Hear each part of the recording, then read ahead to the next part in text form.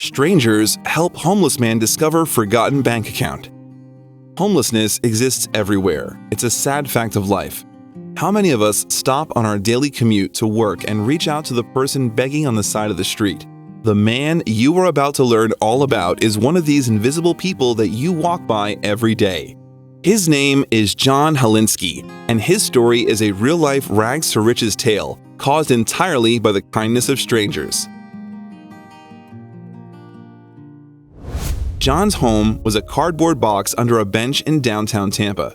He was used to being walked by and ignored day in and day out. Life on the streets was very tough, but he had been accustomed to it. That was until one day when one kind soul noticed him and his life changed forever. Also, if you have not done so already, please subscribe to our channel and click that notification bell to get inspired by these real-life stories every day.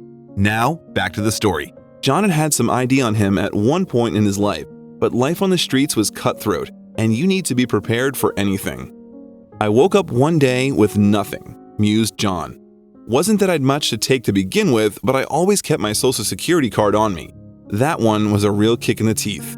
This was something that John sorely needed in order to secure himself temporary housing at Florida's Community Housing Solutions Center. Helinski was homeless. I remember having a cardboard box and sleeping by the bus stop there and For 3 years in downtown Tampa, invisible, as he describes it. sleeping underneath the benches there and no one would see me. Now Helinski's got a locker, a bed, a dedicated caseworker at a new 24/7 one-stop shop housing center for homeless in Hillsborough County, located off 50th. It was here that John would meet someone who would change his destiny. Charles Inman worked at the Florida Community Housing Solutions Center and had met many faces in his time there. You meet every kind of person imaginable in this job. Some are willing to work with you, but many aren't. John was one of the sweetest men I had ever met, so I knew I had to do everything in my power to help him. Have an identification, but we couldn't get an identification without a birth certificate. Turns out, that's exactly what Charles did.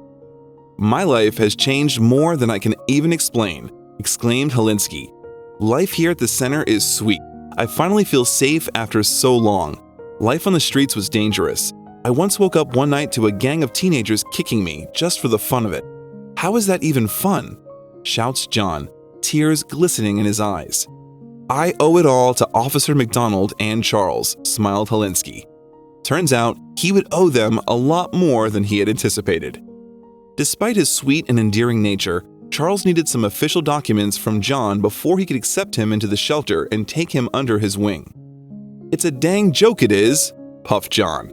"All this paperwork gets in the way of everything these days.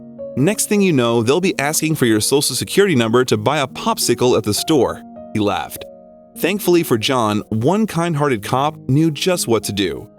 Officer Daniel McDonald had been a cop for 30 years and he had developed a no-nonsense demeanor for troublemakers. However, when you got to know him, his kind heart and warm nature became apparent.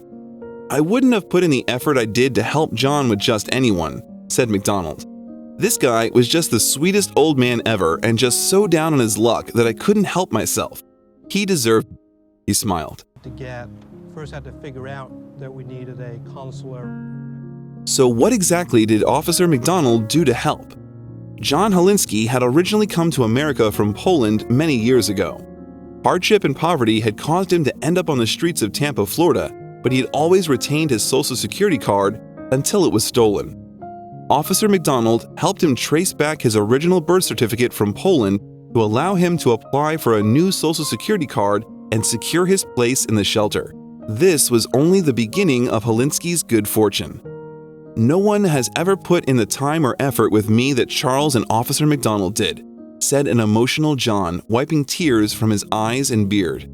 "To go from having nothing, being robbed in my sleep, being attacked and feeling like nothing to this, I feel truly blessed," murmured John with a smile.